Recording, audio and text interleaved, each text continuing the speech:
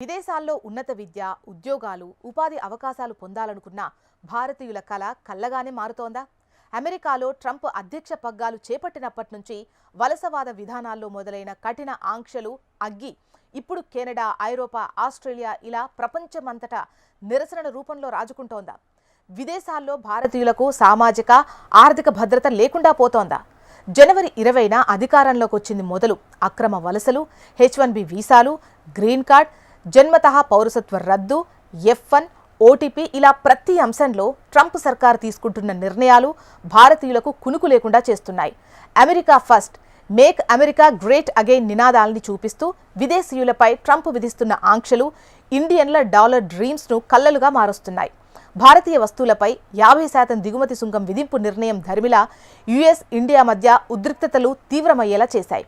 ఈ క్రమంలో ట్రంప్ ఎన్నికల నినాదం మేక్ అమెరికా గ్రేట్ అగైన్ ప్రచారకులు సోషల్ మీడియా వేదికగా భారత వ్యతిరేక ప్రచారాన్ని ముమ్మరం చేశారు. భారత్పై ట్రంప్ తీసుకున్న తాజా చర్యలను గట్టిగా సమర్థిస్తున్న కన్జర్వేటివ్ ప్రముఖులు భారతీయ ఉద్యోగులతో పాటు కాల్ సెంటర్లపై కూడా ఆంక్షలకు పిలుపునిస్తున్నారు.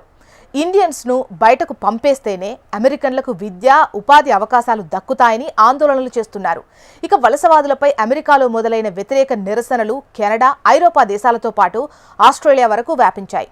మార్చ్ ఫర్ ఆస్ట్రేలియా పేరిట ఆ దేశంలోని పలు నగరాల్లో ఇటీవల వేలాది మంది నిరసన ప్రదర్శనలు చేపట్టారు.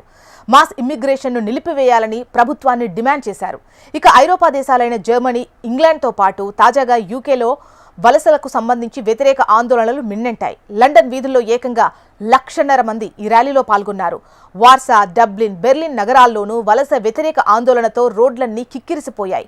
భారతీయులతో పాటు విదేశీయులు వెంటనే తమ దేశాన్ని విడిచిపెట్టి వెళ్లిపోవాలని కెనడాలోనూ పెద్ద ఎత్తున నిరసనలు వెల్లువెత్తాయి. ఇక విదేశాల్లో తాజాగా నెలకొన్న పరిస్థితులు భారత్ నుంచి బయటకు వెళ్లే విద్యార్థులు, వృత్తి నిపుణులు, చిరుద్యోగులపై ప్రతికూల ప్రభావాన్ని చూపిస్తాయని విశ్లేషకులు అభిప్రాయపడుతున్నారు. సామాజిక, విద్య, ఉపాధి, ఆర్థిక భద్రతను సాకుగా చూపిస్తూ మొదలైనటువంటి ఈ వలస వ్యతిరేక నిరసనలు జాతి విద్వేష దాడులకు ప్రేరేపించొచ్చని నిపుణులు ఆందోళన వ్యక్తం చేస్తున్నారు. ఆయా దేశాల్లో మైనారిటీలను భారతీయుల లక్ష్యంగా ఈ దాడులు జరగొచ్చని హెచ్చరిస్తున్నారు.